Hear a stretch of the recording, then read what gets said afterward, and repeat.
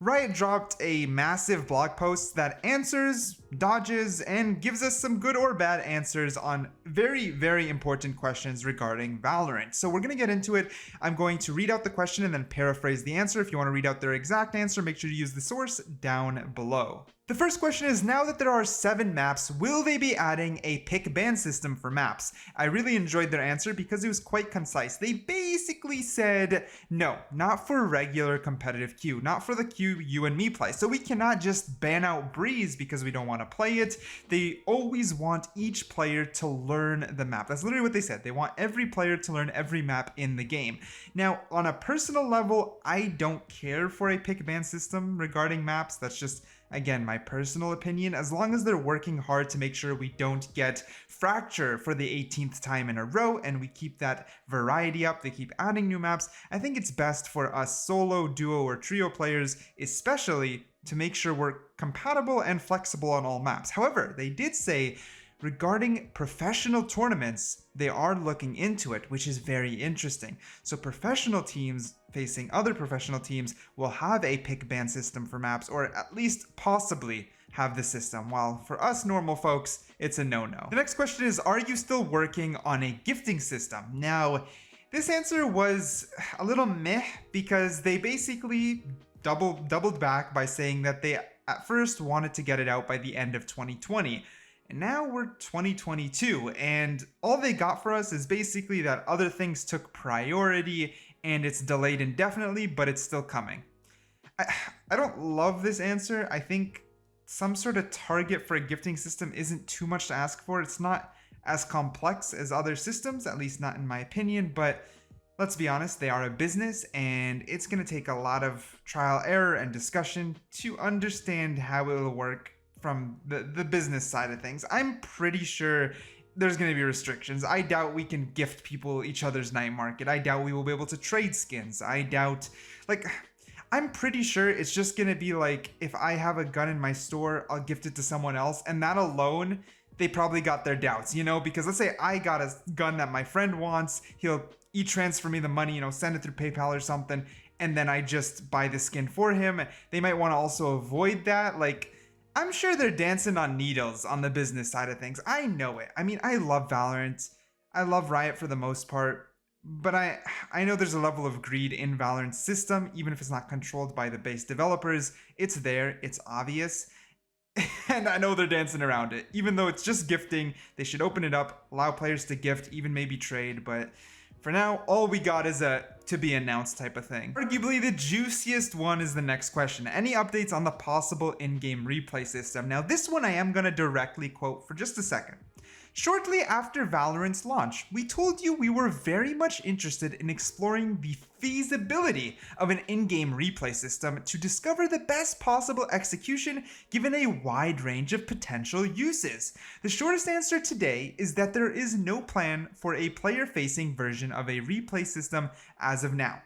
I wanted to read that out directly because it doesn't even make sense. I'm going to be a little aggressive here on them. This doesn't make sense at all. At all. It's literally just a replay system, and if it was even integrated in its base function and then improved upon later, people would be happy.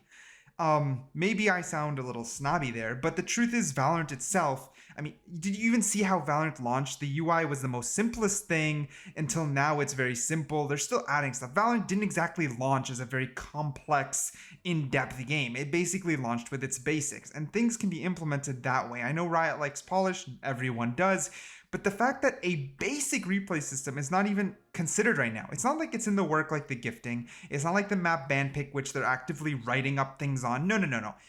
It's not even considered right now. This is a tactical shooter where the number one way to improve is to play a game, go into the replay system, see how you played, see how, it's not just your system. That's the problem. It's not about crosshair placement and stuff like that, or else you could record your own screen like I do. That doesn't matter. It's about seeing where was the enemy team positioned? How did they react to your stuff? How could you have done this differently based off this? Stuff like that. There's a lot. There's a lot of complexities when it comes to a replay system, and the fact they're not working on it is a huge L.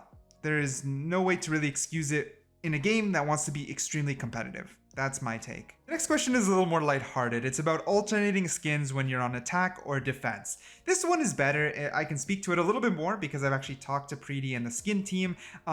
They've been testing this stuff for a long time. I mean, back when we were still doing skin showcases with them directly, they were always testing ways for us to use our skins and our collection in more of a variety of ways. That's fun. They love doing that stuff. Stuff like skin switching between attack and defense, things like favoriting your skins, randomizing skins. There's a lot of things that's discussed, nothing committed to, and the reason they don't commit to anything is systematically Valorant's very competitive, right? It's why I went off on the replay system, because they do stuff like this where they will not add alternating skins between defense and attack if it's even going to impact your frames by like half a frame.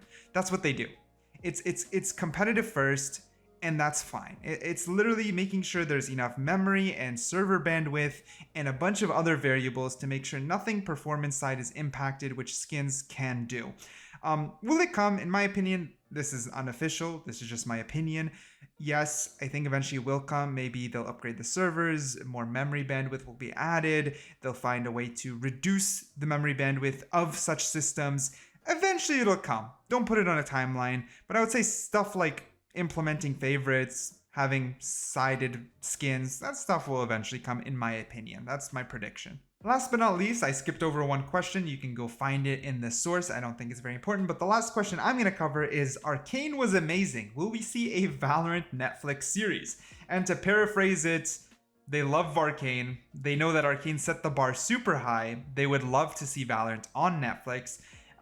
But they're still building the game itself and the world. And to be honest, I think we had probably the biggest run up when it comes to lore, right? We learned a lot about the characters, the way they implemented the latest Agent Fade with a bunch of the lore implementation, and the one before it was huge, right? Way more voiceovers, way more animations. The animations told a deeper story. We learned about the characters more, but let's be honest, we barely know the characters as of now. We're still learning the basics, right? I mean, Arcane was animated and developed on League of Legends, which had so much lore open up. It has such a huge world. Most people who, even if you lightly played League, you more than likely understood the basics of lore if you played over a long period of time. I mean, that's how it was for me, and I wasn't even super lore heavy at all.